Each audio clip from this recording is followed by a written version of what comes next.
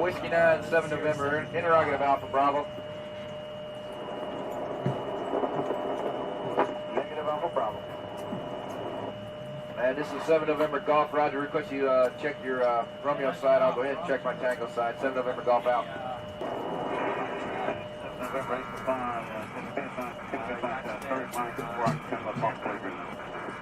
and 8 Class 7 November, say again. 7 November, go.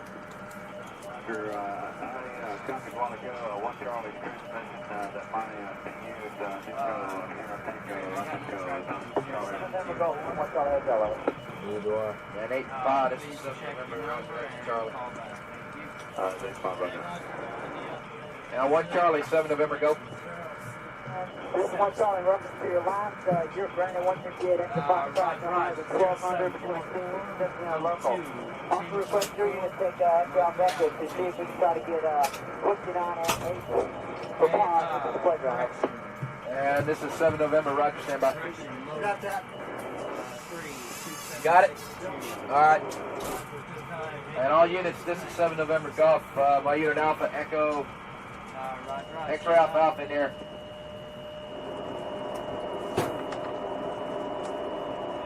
One Charlie, Alpha Bravo.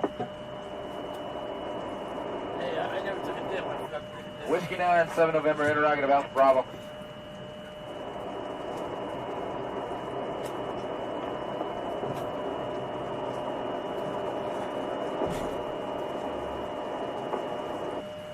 Whiskey 9, Yankee, 7 November Golf, over. This is Whiskey 9, go. Whiskey 9, 7 November, interrogative Alpha Bravo. Whiskey 9, Yankee, 7 November Golf, over. This is Whiskey 9, go. Whiskey 9, 7 November, interrogative Alpha Bravo. Negative Alpha Bravo. And this is 7 November Golf, Roger. Request you check your Romeo side. I'll go ahead and check my Tango side. 7 November Golf out. 7 November 8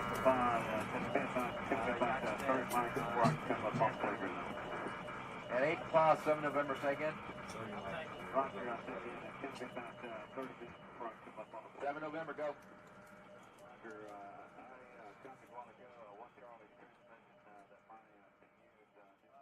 All right, we are doing finally our live giveaway, raffle, drawing, contest, fight to the death. I'm not really sure what to call it, but what went down is we have a veteran who got 100%, had a substantial amount of back pay, and they felt obligated, the need to give back.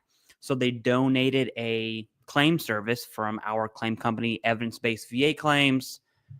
That's what we're going to do. So if you have not entered yet, you need to do it right now. You need to email VAClaims@ebvaclaims.com right there below, or visit ebvaclaims.com. At the end of this stream, I'm going to use a random number generator. I actually have that right here on the internet. I'm just waiting to use it. It's through 1 through 500. If we have more veterans, I can always change that number, and it will randomly select a number. I'll go through my email. That I can't show publicly. I don't want everyone's information just floating out there on the YouTubes. And then we will choose a winner. So if you haven't done that yet, do that right now. You have until this is finished. And I have no idea how long we're going to go. Jason and I didn't even talk about what we're going to be doing today. Yeah. You know, and I wasn't even sure that you were going to do that. So keep in mind that now that he said that, we should actually draw a line somewhere, because he's going to have to go through and then add those to probably a spreadsheet, I'm thinking, so you can have them labeled as numbers. So it's going to be a little... The email in chunks of 50, so I can count by 50s. We're good there. Don't worry. Okay. All right. As long as you're good at math. All right. Sweet. I'm as good as I'm going to be, if that makes sense. Yeah, no, I hear you. That's kind of, you know, I'm always saying that. I'm as good as I'll be. Here we go. So, hey, thanks for everybody making it. We're glad you did. We're streaming here on 3 different channels, the Civ Div, Veterans Daily, Veterans Info Tap. Regardless of which one you are viewing from, thank you for your viewership. your subscriptions, your memberships, all of that stuff really helps to keep this wheel moving. And for those that don't know, yes, we created evidence-based VA claims, and the question might be out there, why? And let's just answer that real quick, Clay. I'm going to let you give your answer, why we created it, and then I'll kind of give my double-tapped version as well. Yeah, so I'll just speak from my perspective, and then Jason and I we like had the same thought process, because whenever we presented it to each other, it was like, oh yeah, I agree. So where I came from is it's really two different places. One, we see the state laws changing rapidly. North Carolina just hopped on board, I think, a few days ago. So you have North Carolina, Georgia, Florida. There's a few others that passed the Safeguard Act, or whatever it is they're calling it in the States. It's basically not the GUARD Act, right? It's pretty much the Plus Act that allows for VA claim companies to operate within the states, which protects them from state consumer laws, which we see VA Claims Insider kind of dealing with Texas right now. And that was a while ago. So we see this shift, and more so the VFW even doubled down and said, you know what? The GUARD Act might be too hardcore. The Plus Act is too hardcore on the other side. Maybe there is another way where accredited individuals or accredited groups can charge on initial claims. So that's pretty new. And that is what made me think, you know what, maybe we should do this. And the second reason I'm coming from is how many people have just the CivDiff, and Jason's channel has way more views than I do. Just the CivDiff, how many people have I indirectly sent to other companies that charge 5 times, 6 times the increase, knowing they're getting ripped off, because for a good bit there, we refuse to jump in that pile, and we still refuse, which is why we do the one-time upfront fee there. But that's where I'm coming from, Jason. I don't think we've had this conversation yet either. What made you kind of hop on board on that? Yeah, I think it's an important conversation, right? Where we were and where we are, because really we leaned heavily forward on the don't go pay anybody to do anything. And now here we are in this boat. But the reason why our hand essentially got forced in a way, and like Clay said, I love that you put it this way, indirectly, because we weren't offering any sort of a service. People are going to other organizations and getting ripped off. Now, one of the things that's great, if you've been to the website, EB, which is evidence-based, so E Echo B Bravo, ebvaclaims.com, you're going to see on there something to the effect of, why should you use, this service, right? You shouldn't. Ideally, because look, here's the deal. We're not out there hustling, trying to, come over here and we'll do all your stuff for you. Look, if there's a way for you to do it yourself competently, right? I mean, that's the key. You don't want to just throw it against the wall and see if it sticks. Wrong thing. Put the effort in up front. If you have the time, the effort, the energy to do that, awesome. If you have a super great veteran service officer accredited with the VA, a representative, what have you, and they're solid, capable, and competent, those are my 2 things. If it's that, awesome, go do that. But there's a lot of people out there, Clay, that don't have those options available. And because we didn't have something set up, we were essentially saying, go to other places and go get your claim done. Good luck.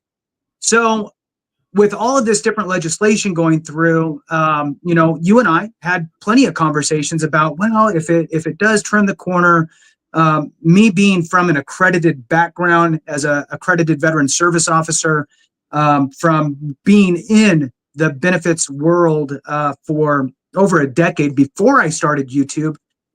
I'm older than Clay. Say it ain't so.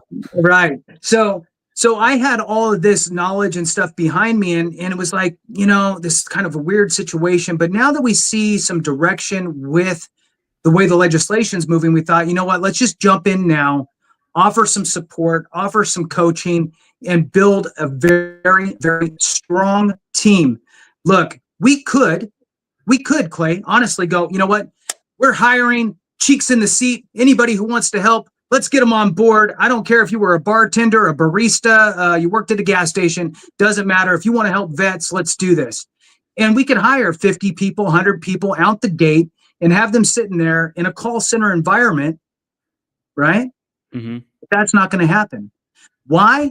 Because your claim means more to us than that. So what we have done is we have hand selected specific individuals. Some of them I had worked with years and years ago as accredited representatives, former VA employees. And I'm going to save the last one here for you to share, the new addition to the team. And this just really magnifies how important getting it right the first time means to us. We don't want you to come back going, you know what? Hey, we missed out on these opportunities. Can we try this again? No, let's just figure that out up front and go from there. Now, granted, nobody can foresee an increase that happens to be because you got worse or a secondary that creeps up. But we're going to get you right the first time. Clay, talk to the people about how important it is to hire the right people, have those people in place, and our new addition to the team. Yeah, I'll start with a new addition, just swinging out the gate. We have all right, so he's also a moderator on the CivDiv Discord that he answers questions, and he's also a VA rater, an actual VA rater. He teaches other VA raters. He's joined the team. More to follow on that. He's actually coaching right now. He just had his first 3 veterans, I think. And that's going to be rolling soon. So he's also teaching our other coaches. But even before that, whenever we started this team, we thought about like, how are we going to roll this out? And I'm not a business person at all. I don't even know how we got to where we're at right now. It's kind of crazy. But I pretty much hand selected people that I knew had been around for a while that were answering questions. And it was the way they answered the questions where I was like, this person is not an idiot, right? Because I can tell you right now, 5 seconds of speaking to someone about VA claims, they either know what they're talking about or they're just regurgitating what they've heard. And so every single coach that we have, I trained personally. I didn't train Kishkin. Obviously, he's a VA rater. He would be training us, right? He's the new addition. But all the other coaches, I trained one-on-one by myself. And it's been going really good. Really, really good. So Kishkin, welcome to the team. He's a VA rater. And yeah, pretty solid. Before we go any further, we have to recognize new memberships. So Sean Z, I'm just going to say Z. I tried, man, in my head, not out loud. Thank you very much for joining either of the channels. We definitely appreciate that. Dan Ringman, thank you for joining. We have Jeffrey Campbell. Awesome. We have Secret Sauce. Hello, Clay Looking, Moy Hermosa. That is all. I don't know what that means, but I'm going to assume it means beautiful. Thank you. All right. And Stanley Coleman. Stan, like the rooster. Yeah. Being a member, we definitely appreciate that. Yeah. So back on evidence-based. Oh, yeah. To make this clear, Kish is he's on his way to VA, retiring from the VA. So as far as legal, ethical things. Yes. He's good. No, I felt like that should have been mentioned. Yes. Yeah, that's what we do. Evidence-based VA claims. We look at what I will say, Jason, is I'm going to do it in a way that's like not pinpointing other companies. But from what I've seen is a lot of companies go after the easy things, which are increases. Hands down, increases are the easiest claims. Increase everything your service connected for, blanket increase, let it go, boom, you owe me 5 times, 6 times the increase, right? That's not how we roll at all. We actually look at the opposite, the hard stuff. So we'll use something called the 5-step process. This is something I've been preaching on forever. Mm-hmm. Okay? It's how you genuinely maximize your benefits. It's 5 steps. It's increases. That's easy peasy, lemon squeezy. You're at mental health. You're rated for PTSD at 30%. 2 questions. Do you have the symptoms at 50% or higher? 2, what is your evidence that shows you have the symptoms, right? Because evidence-based VA claims, we're not going to submit wild, off-the-wall claims were really, really, really hardcore on evidence, primarily through your VA provider or private provider. So that's increases. Then we look at secondary claims. We're looking at symptoms of potential conditions. And then secondly, this part matters. So I think everyone glosses over this, Jason, that for secondary claims, it's your ability or inability to obtain new and relevant evidence. Like, what motivation do you have to go speak to your primary, get the diagnosis, talk about hypertension, talk about you taking a diuretic and you using the restroom? What is your ability or inability to do that, right? That is critical there for secondaries. Then you have denials. That's the hardest part. I can tell you right now, if you reach out to us and you have a difficult claim situation, you're going to go to Kishkin. I'll tell you that right now. Anyone who has a really, really hard VA claim situation, Kish is kind of reserved for those who are dealing with like queues, who are dealing with really difficult denials. That's really where Kish is going to shine for sure. So if you have a hard claim, you get Kish as your coach. That's pretty cool in my book. Then we look at new claims, initial direct, and it depends on that basis of service connection. And then obviously your evidence for from service for initial direct claims. And then we look at presumptive and terra. And so you're going through the theories of service connection, direct, secondaries, aggravation, right? Kish puts up 1151 here, terra, presumptive. We basically look at every single avenue of service connection and then every single thing you could possibly claim.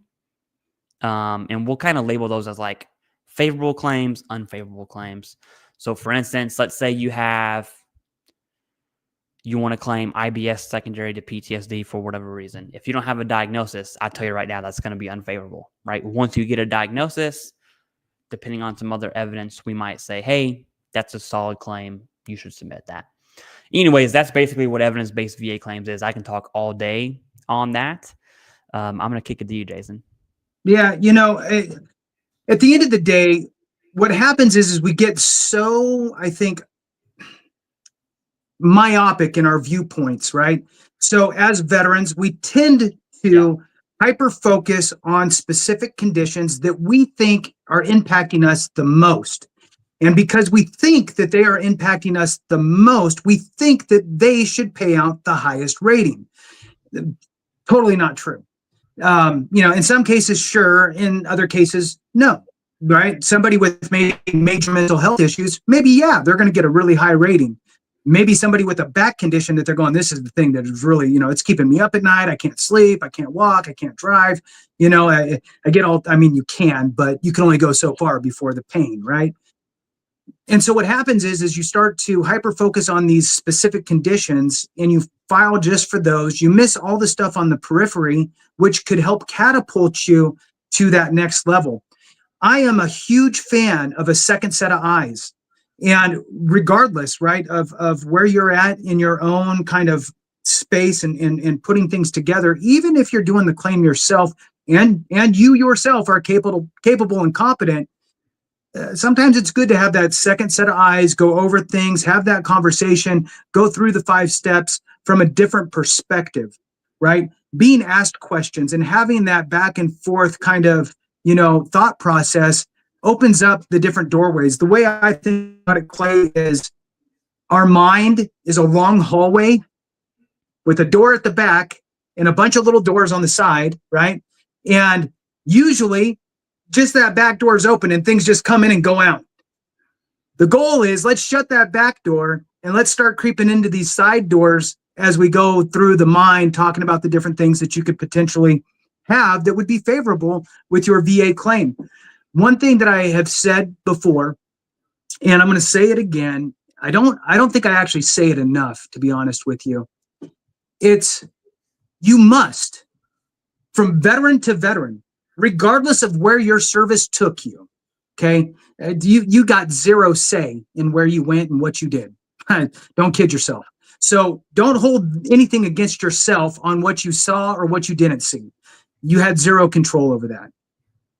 veteran to veteran, treat this process like a multi-million-dollar deal, because it is. It absolutely is. And the younger you are and the sooner you figure that out, the better. You ask anybody who's in their 70s or 80s who filed their claim for the first time, if they wish they would have done it earlier, and the answer is always going to be yes. It's never going to be like, no, nope, I'm happy I did it way late. No, everybody wishes that they would have done it earlier, and not only earlier, but correctly. Having that second set of eyes will help make sure that you get it done correctly the first time. It's going to give you the specifics. One of the things that we talk about a lot, Clay, is the nuances of VA disability compensation, filing for benefits, right? There's not a one-size-fits-all answer. It is very nuanced and very individual. This is that opportunity to really focus in on you. It allows you to take a knee, have a conversation with somebody who's capable and competent, not just cheeks filling a seat in a call center, somebody who's actually understands the process to work with you to make sure you don't miss anything in this multi-million-dollar deal. Did that spark any thoughts for you, Clay? Yeah, it really goes back to the quality aspect, and I'm trying to say this in like a very PG way. I can tell you right now that a lot of veterans don't understand the earliest effective date. And that's something that will fly right over the head of any Joe Schmo who's helping you submit the claim, right? So what I mean by earliest effective date, let's say you rate a claim, you submitted whatever, you get 1 year back pay going from 90 to 100. Potentially the earliest effective date for that claim because of the queue could go back 10 years. Do the math on that. We're talking thousands and thousands, potentially hundreds of thousands of dollars. And it's very little nuancy aspects like that not only are we going to go through the 5 steps, but we're also looking at your entire claim situation of saying, hey, you missed the earliest effective date here, maybe HLR that, maybe whatever the course of action is for your specific individual claim. And I think that's really what sets us apart. Then obviously we have the one-time upfront fee. And in my opinion, this is where claim companies go wrong. This is totally my opinion, by the way, is whenever you couple in-network providers with a company, right? So let's say evidence-based VA claims had a team of providers that only worked for us. Once you do that, the lines really start to get blurred there. And then you get indictments on companies for committing fraud like we see right now. And I'll kind of just stop that train right there. And so there's this, the way we structured evidence-based VA claims, ethically and morally were absolutely like we went back and forth on how are we going to structure it, how are we going to deliver it, at least for a month, Right. really hammering down that. What we should do, Jason, if you're down, let's answer a few questions. Go for it. And whenever we're tired, I guess we will do the drawing. All right. All right. Now, I totally didn't look through questions before I said that, so let me Good for find. you. Okay, here we go. Parades, boys. Okay. With the Z. Recently, I've been dealing with hip and back pain due to my service-connected knee instability. 20%. I'll cover that here in a second. The way you worded that matters and how it affects to how I walk now. I'm diagnosed with radiculopathy and foot drop, but not service-connected. How can I connect them? All right. First off, the reason I said your wording matters, and I'm saying it like this directly to you. It might sound mean, but I'm saying it for a reason, just so you understand. We can't say your hip and back is connected to your knee. In fact, when you say it, it means absolutely nothing. No examiner, no healthcare provider is going to take you seriously at all. My counter question to you would be, what are the indications that led you to think your hip and back are due to your knee? Right? What's the evidence there? because you saying it means nothing. I want to know what the evidence is. And then I want to know what your healthcare provider is saying. Does your healthcare provider say your hip and back pain is from your knee? Because that absolutely matters. Now, you do have a 20% instability rating, which is much different than range of motion. 20% is, I don't want to say it's very severe, but it's definitely not like you're not willy-nilly running around everywhere you want, right? You might have a cane, a brace, something like that. Like it's more severe than a 10% for flexion, so to speak, or extension. Yeah. So it's definitely possible, but I want to know the evidence as to why that links your hip and back. Once your back is connected, radiculopathy is part of that DBQ. That's easy peasy. I wouldn't even worry about that. I would just worry about getting your back connected. Your hips are largely 0%, possibly 10. Hip ratings, they usually come in 3s, and it'll be like 10, 0, 0. And so my other question to you would be, what's your overall rating? And is the hip 10% worth it? Right? Because if you're at 86 and you get 10% and that brings you to 87, why would you spend $2,000 to get 10% when there's no change in your overall rating? So there's a few other questions I have on that. And then your foot drop, that's a whole other separate issue. Usually when you see musculoskeletal secondaries, generally speaking, it's from the ground up, right? So knees causing your back and hip, that makes logical sense there. Knees causing ankle or foot problems, not saying it's impossible. It's just a different thought process and it's difficult. And for anyone watching right now, that is essentially a miniature version of what you would get with evidence-based VA claims, right? Obviously, I would have more information on this veteran specifically, but from this comment alone, these are things I'm tagging, I'm questioning during the one-on-one, and depending on how the veteran answers, then we go about and say, hey, you know what?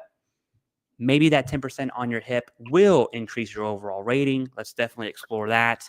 Back pain's a given with radiculopathy, obviously. The foot drop, depending on what that looks like, and the veteran's other ratings, in my opinion, I would probably put that lower on the totem pole, unless the veteran's evidence was just outstanding, right? Do you have anything to add from that? And I tried to give like a EBVA claims lens to that. Right. Yeah.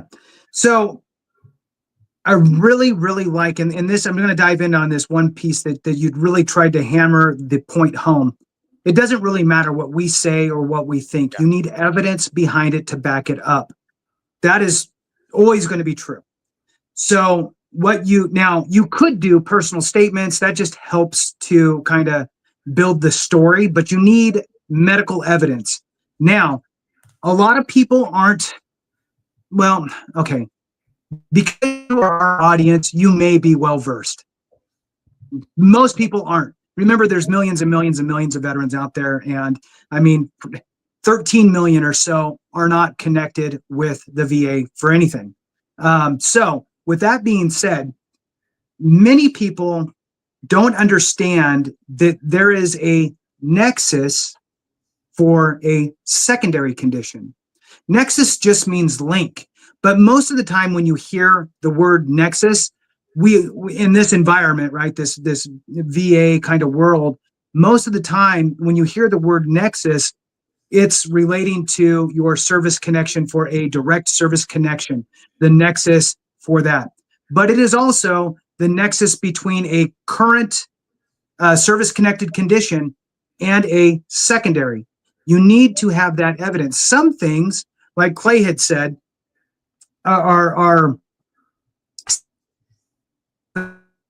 pain leads to the back issue leads to radiculopathy. That's so well documented. It's kind of a self-evidence thing. I don't know what the right word is. You get it. The next one would be something outside of that takes a little more to, I don't know, build upon. So you would want to work with your doctor to really tie that together. A lot of veterans out there will get diagnosed for something and go, oh, well, this is because of this, and just submit it thinking that that's all they need to do. And if there's not a clear connection between the service-connected condition and the new diagnosed condition, you're not going to get anything. You're going to get a slap is what you're going to get. So you need to back up. You need to really build that evidence, the nexus between the service-connected condition and your secondary condition of whatever it is. Getting a Nexus letter from your doctor could help to build that bridge. Another thing that you can always think about too is sometimes there might be a direction to direct service connection. Sometimes we also get wrapped around the axle on, well, this is going to be a secondary, when really there might be a path toward direct service connection. They pay the same, right? That doesn't matter, but you want to take the easiest path. And I will tell you that you might be surprised if you have not reviewed your service treatment records. In some cases, especially for the newer generation, you may have done an annual physical health assessment or your exit physical health assessment where there's, 50 questions. Have you now or have you ever experienced any of the following? It's just self-attesting. And you're saying yes, no, not applicable. And you're going through them all. It might say migraines. It might say painful, swollen joints. It might say heartburn. It might say tuberculosis. It might say anything, right? And you're checking all these boxes. And maybe you're thinking that your migraines are secondary to something else because you're trying to figure out a way to tie them in. But really, you documented it when you were in service on that self-attestment form saying that you were suffering from migraines or headaches. That might be enough to have a hook in to be able to now build upon that with a Nexus letter tying it to your time in service. And that might be an easier route to go versus, say, adding it as a secondary. So there's, again, everything is so nuanced, right? That it takes having that direct one-on-one, your specific situation, and really diving into it with you. If you do not have your service treatment records, order them. Order them, order them, order them. It's a form. It's a very easy form. If you have multiple times in service, okay, if you have multiple times in service, you might have to mail it to different places. If you have some reserve time, you have some active duty time, that type of stuff, the records are in different places. On the back page is a list of where you send it based on what branch you were in and what time period you served. So read the back, see how many copies you need to make, mail them off. The form is SF, that's standard form, SF180, SF180, mail it out. And just a side note here, many of us come from military families or we have family members who had served somewhere in our family. If they had passed away and you would like to get their records, you can utilize that same form as next of kin and order those records as kind of a keepsake, right? I did that with my grandpa. You could do that. Just kind of, now I'm running down this path. Give me one more second. I just like to share this because this is things that like people don't know, right? And it's nice to have. So you can order other people's records, like your family members as next of kin, with that same form, SF180. It's good to have. The other thing that you can do is you can order what's called, if they're passed away, if they are deceased veteran, you can order what's called a presidential memorial certificate, and you can tell them how many you want. If you want 20 of them, they'll mail you 20 of them. They're nice. They're on thick cardstock, presidential seal. Looks great. It's nice to put in, as a kind of a memory of your loved one who had passed away. Again, another good keepsake. You can't pick the president, so you can't say I want George Washington's signature on it or JFK's or Ronald Reagan's, right? You have to, it's whoever's in office is who you get when you do it. It's not a real signature, it's a lithograph signature, but it still looks cool. The last piece, Clay, that I'm going to kick it back to you now that I'm going down this avenue. For those that don't know, you can order an American flag flown over the Capitol building, either at the earliest convenience, or you could pick a specific date and have it flown over the Capitol, brought back down, packaged up, mailed to you with the certificate of authenticity. And you can either take the canned response in the certificate of authenticity, or you could take a shortened version and add in yourself, like for, whatever, Grandpa so-and-so, for his time in service during World War, whatever, and da-da-da-da-da. And you could type in the rest of the message for that certificate of authenticity. You can order those through your congressional member's office. You just go online to their website. If you can't find it, give them a call. But you can just order it there. They're fairly inexpensive. It's like $25 or something, depending on what size flag you get. You can pick, I think, nylon or cotton and have it flown up over the Capitol. Just again, keepsakes, fun to have, veteran to veteran. It's kind of good things to keep in the family, in my opinion. All right. I know I went way off the rails. Oh, I mean, the only way I could go from there is start talking about cemetery stuff. So I'm going to back up and I'm going to kick it back to you, Clay. Yeah. I guess I can trek to the Capitol. It's about 10 minutes from my house, and I can fly your American flag for you. There you go. Someone might think I'm protesting or marching, and then I'll be locked up. Anyways, Yeah. no, Take your camera. Okay. Take your camera. Stupid joke. Okay. Flame on HVAC. So let's do a few questions and then go ahead and get to this drawing here. Because at some point I'm going to have to do some math and look at it, but it's by 50s. So 50, 100, 150, my math is good. Okay. He says, can you guys do a segment on getting a lower rate for veterans to buy a house? First off, I'm so glad you asked this question. Makes our life a lot easier. Second, we need our billionaires to fund our mortgage 3% or lower. Please. We always have videos, multiple videos on all 3 channels, Civ Div, Veterans Info Tap, and our joint channel, Veterans Daily, with David Piatek, okay, from VA Housing Education.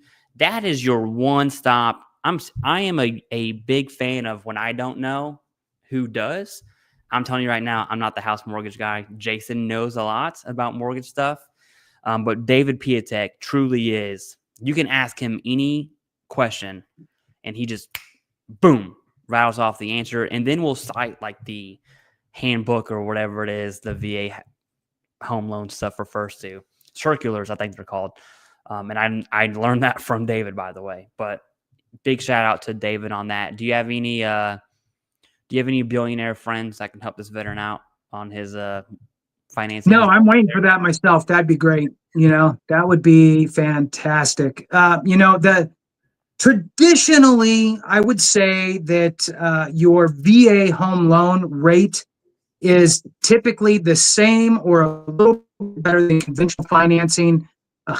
And it's better than FHA financing because you don't have mortgage insurance tacked in there. So although it's not part of your mortgage payment, it is an extra add-on to it. So typically you're going to be better off with a VA home loan than conventional. Also, do your due diligence, reach out and have a conversation. Don't just look online and think that you're getting the correct answers. Reach out to David, like Clay said. He's solid. He is a veteran. He's currently serving in the National Guard. And, he is one of us. And that's why we have him on the channel, on all of our channels frequently, because he really is the VA home loan expert and fills that void very nicely for us. Back over to you, Clay. Yeah, sweet. Okay. Ram C Charger 318 says, can I get some help? Maybe. Right. I want to go for migraine, secondary mental health. I have a diagnosis from my VA provider, but no nexus. Couple things here. And we talked about this in a previous video. What I see when veterans reach out to evidence-based VA claims, because I read every single email, and I mean that, 98% of veterans get tunnel vision, just like this. Hey, I really want to go for migraine secondary. Forget everything else. I'm focused on migraine secondary, which is overwhelming majority. Probably not the best course of action to only focus on a single claim. So can you get some help? My counter to that is maybe, and I want to talk about our process too. When you email us, vaclaims@ebvaclaims.com, I'm going to send you a questionnaire. It's going to ask you 4 questions. All I need to know if we can help you are the answers to these 4 questions. Nothing else. Okay. I want to know what branch you served in, what your MOS was, and then what are your years of service. I want to know if you've been on any deployments or if you were stationed anywhere, mainly for presumptive and Terra connections there. I want to know what your service connected for. That's for increases in secondaries. And then I want to know what you've been denied. Those are for your denials. And so by answering those questions, I'm essentially hitting all theories of service connection. Depending on how you answer that, will determine if we can help you or not. And everyone who emails is going to get a free emailed consultation. You'll get the questionnaire, reply back with the answers, and I'll say, hey, I think we can help you. And I've turned away a fair amount of veterans to say, look, man, the number one veteran I turned away, Jason, Yeah. I need to show you the email here at some point of I have a label that said do not recommend, and just put all those veterans in there. I've had a ton, a really high number, maybe like 50 at least veterans on TDIU reaching out for an increase. And I'm just like, hey, brother, you need to understand that if you don't want to work, this is not for you.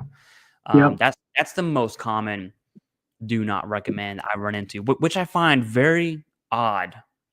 We'll probably have to do a video about that.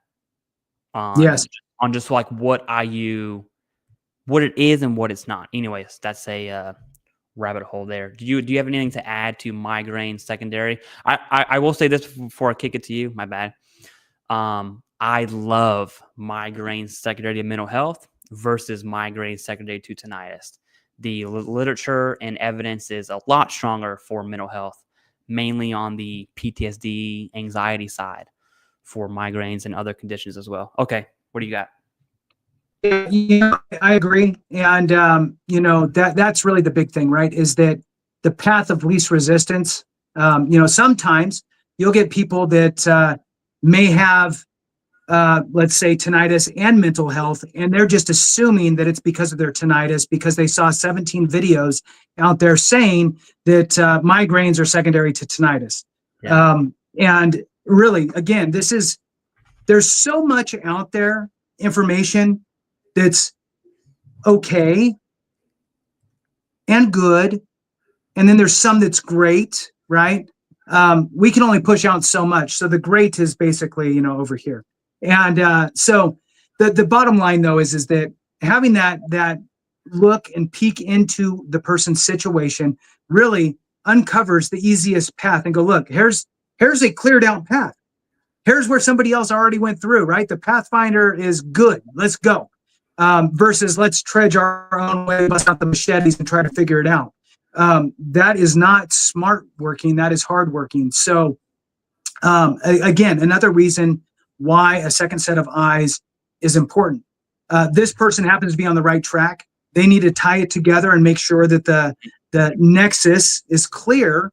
And with that, with all the other information that's out there, should be good to go. The big piece, I think, Clay, is this is important. Everybody listen. This is, I don't say a lot of really great things. This is one of them that's going to be great, actually. All right, so. You have my full attention.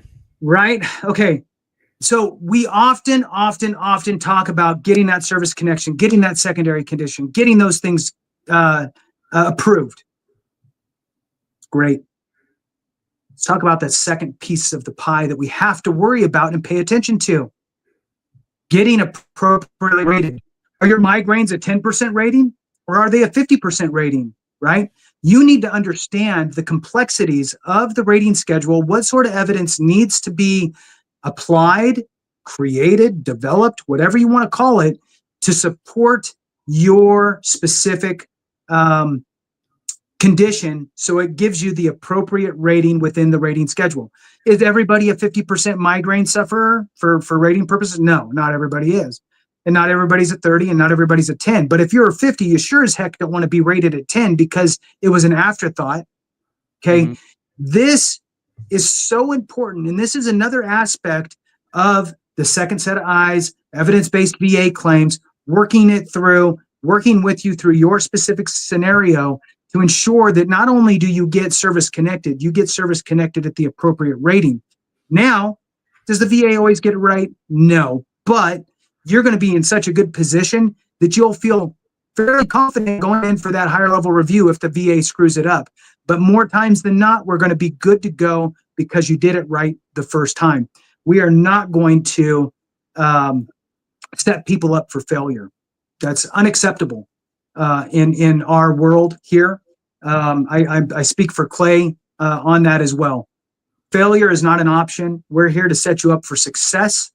And we're going to do it on both the service connection side, whether it's direct service connection, secondary, increases, and getting you the appropriate rating. Clay, back to you. Yeah, no, exactly. Tunnel vision. The most common issue I see when veterans email us is tunnel vision, and they get so focused on things that don't matter. A good example of that is when I send a questionnaire, veterans will answer the 4 questions, and they will send me, and I'm not joking, like 1,000-word essay on whatever it is they're talking about. All that stuff comes out in the one-on-one. It's just the ability to maximize your VA rating. You have to cut all the fluff, and the only thing that matters is evidence. So people will say, like, I feel like I have a 50% rating for migraines. Like, great. No one cares about that. I'm saying it that way for a reason, because what matters is evidence, right? So what are your symptoms? Have you talked about your symptoms? Have you documented your symptoms? Are you on treatment? Does the treatment you're on, whether it's prescription, injections, migraine therapy, whatever they got going on, does the treatment correlate or correspond with your symptoms? All of that is hard medical evidence. And that's pretty much what we do at evidence-based VA claims. Okay, the dog whispers SR2. What's the 5-year rule for VA disability benefits? I think you just did a few rule videos on 10 and 20, if I remember, maybe like last week. Uh-huh. I'll answer the 5-year rule because I have a spin on it. It makes me mad. And then we'll just add the 10, 20s just because. Yeah. So the 5-year rule, this is coming from me, is basically useless. Okay. It's not really a rule. It is a speed bump. It's not a protection. I want to be very clear. 5 years is not a protection. It means nothing.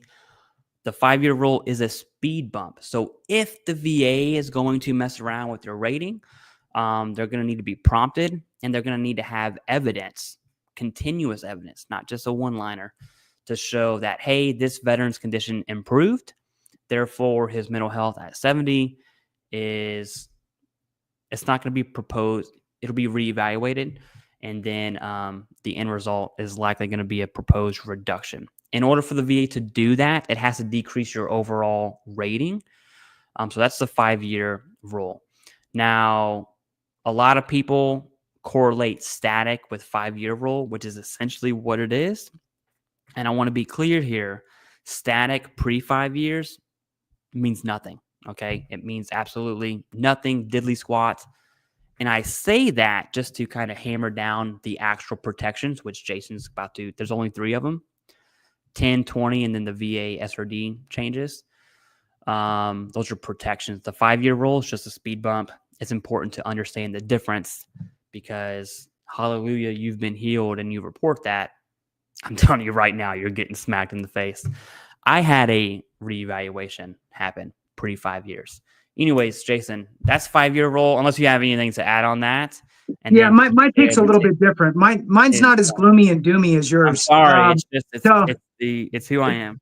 So the 5-year rule, the way that I look at it is what you said. Okay, so from the speed bump perspective, yes. So if your condition, you get rated from the VA, and the VA deems that your condition may improve over time, they can do a reevaluation, and typically they're going to do that reevaluation between 3 to 5 years. Why? Because of that 5-year time period, right? So they want to do it before the 5-year period to see if you show any improvement. If you show improvement, well, then they can reduce you. If you show static, we'll call it, then they're going to just keep you where you're at. Once you hit the 5-year mark, which is, again, why they do that reevaluation prior to 5 years, once you hit the 5 years, they really have to go above and beyond with evidence against you. It can't, like you said, it can't just be a one circumstance. Wow, he was doing much better today. They have to document that over and over in order to really support reducing you. So all of that stuff plays into this factor. the factor of re-examination. It states essentially that the VA will not re-examine you if your condition has been deemed static for at least 5 years. Well, if your condition has been deemed static, it has not improved for that 5 years, the VA should not be reevaluating you for that situation, for that ailment. Because why? Because they're deeming it static and it's not likely to get better at that point. You have demonstrated over that 5-year period that it's not getting any better. It's the same as it's always been. So the VA, in a cost savings perspective, they're like, well, if it hasn't changed now, why are we going to keep evaluating you on this thing and wasting dollars and time on that specific condition? Now, if you prompt them in some way, hallelujah, you're healed, at 6 years, it doesn't mean anything. They're gonna start to document that, and then they're going to utilize that to reduce you. So let's slide over to the 10-year. The 10-year rule, and I kind of have the feeling you have with the 5-year with the 10-year. Like I'm more excited about the 5-year and what it does for somebody versus the 10-year. All the 10-year rule does is it does not allow the VA to sever your service connection for that condition. Okay, so you're connected for migraines. It's been 11 years. Great. You meet the 10-year rule. That means that they can never take away your service connection. They can still reduce you if hallelujah, they can reduce you to the lowest rating for that specific condition. So really, I don't know. It's great. Sure. Yeah. You're not going to take my condition away from me unless it's a fraud, right? Yeah, so useless. the 10 years kind of funky. It's really, you're just kind of going back to the fact that, okay, well, I've had my condition for 5 years. And so it's been static the whole time and you haven't reduced me. And so really my 5-year is really what's more strong, that I'm probably not going to get reevaluated anyway because of the 5-year. So as long as I'm not showing major improvements, I'm going to be fine and I'm going to keep my service connection. Who cares? I mean, if I'm 50% or 30% for migraines, I'm already good. Leave me alone. Let's move on. So the 10-year rule eliminates the ability of the VA being able to completely just sever your service connection. The 20-year rule is interesting. The 20-year rule there's a little complexity in it, and I'm going to explain it in 2 ways here. Once you hit 20 years, and let's use an easy example, you're rated at 30% for migraines for 20 years. 30%, 20 years. Now you've hit the 20-year rule. That means that the VA cannot sever your service-connected rating, your rating. They cannot sever your rating. So now you have a 30% protected rating from the VA for your migraines. You could completely heal and never have another migraine again in your life, and the VA will not mess with your rating unless it was a fraud. If it's a fraud, then they can. Now, this is an interesting part. Let's say you've had the condition for 20 years. You were 30% for 10 years. Then you got an increase to 50% for the next 10 years. So now you've been rated 20 years, but half was at 30, the other half at 50%. The VA will protect your 30%, the lower of the ratings during that time period. Once you hit 20 years at the 50%, then they will go ahead and protect that 50% rating. So really, they're looking at how long you've had that specific rating, and they'll give you that at the 20-year mark as a protection. Now, here's another piece, and then I'm going to kick it back to you on the 20-year. The only thing that they'll ever come back on the 20-year for is fraud. That's the only thing. If the VA screws up, not from fraud, right? They just screw up. Let's say somebody fat fingers something, and instead of saying it was your left knee, they said it was your right knee. And you got rated for your right knee, and you never went in to actually look. You just went, oh, great, knee, I'm rated, cool. If you're rated for your for the wrong knee, and you never say anything, and 20 years goes by, that rating is protected. The VA cannot come back and take that from you. Even if they discovered they screwed up, they won't take it from you. They just go, oops, our bad. So that's how powerful that protection is. All right, back to you, Clay. Okay, I'm not muted. I was coughing there. Wanted to double check. Yeah, the rules are the 5-year rules. In my opinion, useless. The 10-year rule is whatever. Because if you hit the 5-year mark, you're fine. And if you do fraud, you deserve it anyways. Right. And on that, don't give your password out to anybody. Yes, absolutely. And then the 20-year rule, that's the one. You know, I had a veteran. I spoke about this before. Had a veteran wait. Let me just give you the background, really quick story. And he used our service as well. But he got out right before GWAT. So he got out in like 01 or 02, did 20 years. He was in the SF community. He had stuff going on in Panama and Bosnia, I assume, Kosovo. He was somewhere doing something, right? It was that weird peacetime / shield storm / peacetime pre-GWAT era, but it really wasn't peacetime because Panama, Bosnia, Kosovo, and that's just the 90s, not to mention Somalia, right? Lots of stuff going on there. He waited 20 years, Jason, not joking. Waited 20 years at 90%, no mental health claims at all. And on his, it was like a few months after his 20-year mark, he was like, okay, I feel comfortable making more claims. And I just spoke with him and looked at his evidence, and he had evidence of, we'll just say mental health, and you could just imagine. Clear as day, direct service connection, which, by the way, is the easiest. And then PTSD has its kind of own process, which makes it, I would argue, even easier. Anyways, he didn't want to poke the bear, which in his case, and I want to be very real here, he lost a minimum of 20 years, the difference between 90 to 100%.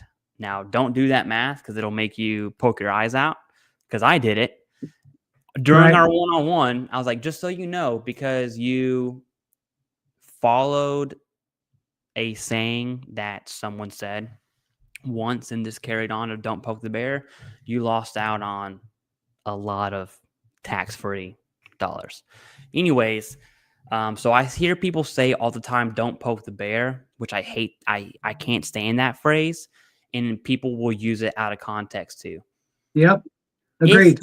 If one, I don't think we should ever say it, but if we are, because it's not going away, I think it should be reserved for those who are at 100% only. If you're not at 100%, poking the bear does not apply to you whatsoever.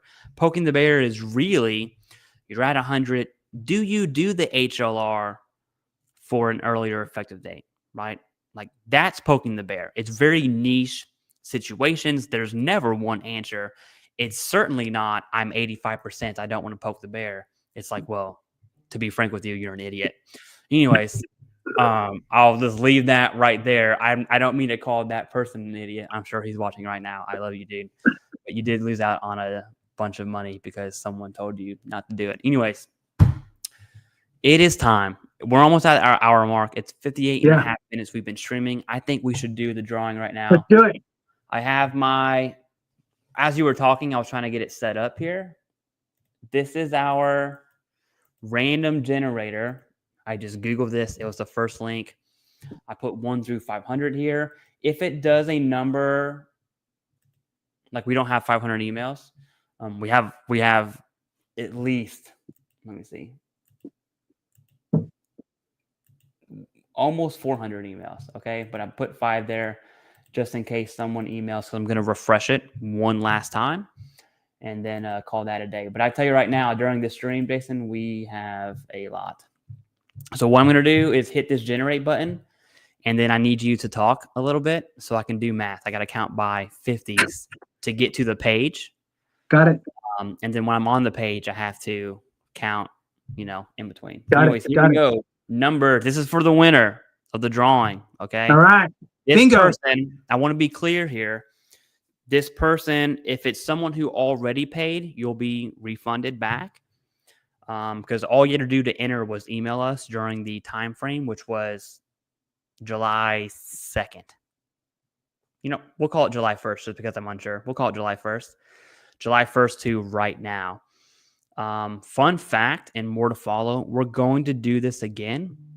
So don't go anywhere. I mean, we'll do it later in the future.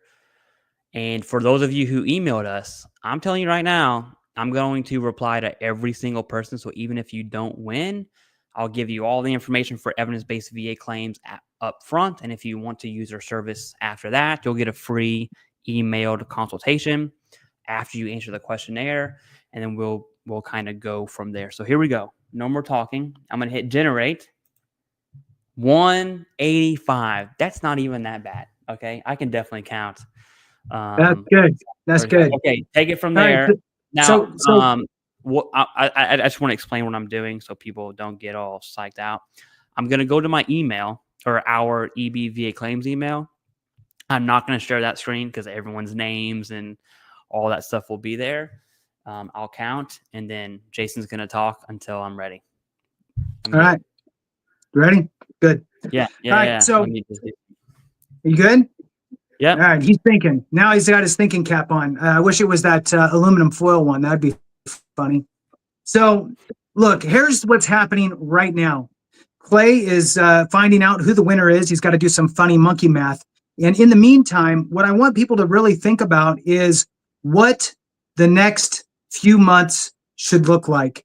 The next few months, what that should look like for you with regard to your claim, whether you need to file a claim, whether you need to potentially do an HLR, a supplemental claim, whatever it may be. Do you need to order your service treatment records? Again, SF180 is the form to order those service treatment records. Remember that we have changes coming. Right now, we're not exactly sure when they're going to go. It's going to be fairly soon. There are 4 different rating schedules that are proposed to be changed. The VA has already changed 10 rating schedules. The most recent was the digestive system rating schedule, where they made massive changes to the GERD rating. Not favorable for veterans, in my opinion. Now, the rating schedules that are being changed are auditory, respiratory, neurological, and mental health. Those are the rating schedule changes that are proposed to be changed here shortly. If you have your intent to file in place now, you're preserving today's date as your effective date. You're preserving today's date as a date to utilize the rating schedules that are in effect today, which means that if you have sleep apnea, for example, with a prescribed CPAP, you will have a 50% rating if they deem that to be service connected. All important things to keep your mind on as we keep moving forward. Clay, are you good to go? We are. People kept emailing, so it was like pushing the numbers down. Yeah, and I didn't yeah. want to do that. Okay, so I'm going to say this person's name. I'm also going to email this person, Heidi Johansson. I'm going to put that in the chat so you get the correct Heidi Johansson. You won the raffle. Here's what's going to happen. I'm going to do this number 3 more times just in case Heidi ghosts us. Good call. Then we have a backup. I didn't think about this till just now. We have a backup, and then I'll do it a few more times to have a backup of the backup. So let me just hit 3 numbers, and I'll write it down here, 367. And then depending on who these people are, I will email you if Miss. So then the question is how long do we give? Do we give like a 48 hours? I think we do 48 hours. Yeah. Now I think 48 hours is going fair. to be. Yeah, I assume it's going to be very fast once I send this email out. Yeah, everyone's saying congrats. I just don't know if Heidi's here or what maybe her YouTube name is. Also assuming that's a girl. You never know. It could be a they. That's a uncalled for. Anyways, I yeah, can't take you anywhere. Right. So 367, 177, and 273. In 48 hours, if Heidi doesn't respond, completely scratch her off. If it's 1 second after that, we'll scratch her off. We'll call it 307 right now. And then we'll go to 367. Same thing, 48 hours for that person. And then we'll go to 177, then 273. In the worst case scenario, we just do it again. Okay. Now, I doubt that will happen because we had a lot of people reach out. But anyways, that's all I got. Do you want to say anything or? Yeah. Do you want me to do the thing? Huh? Is she there? No, she's not. Bummer. All right. Well, hey, congrats to Heidi that we don't see on here. Too bad you weren't here for the in-person. Maybe you jumped off, had real life to deal with. But nonetheless, email will go out with a timestamp of when you need to respond by. If you know Heidi, reach out to her and be the person to tell her before she even gets the email. With that, thank you guys so much for watching. We really appreciate every single one of you so very much. Have a great one. And remember, if we don't take care of each other, something went wrong. Boom.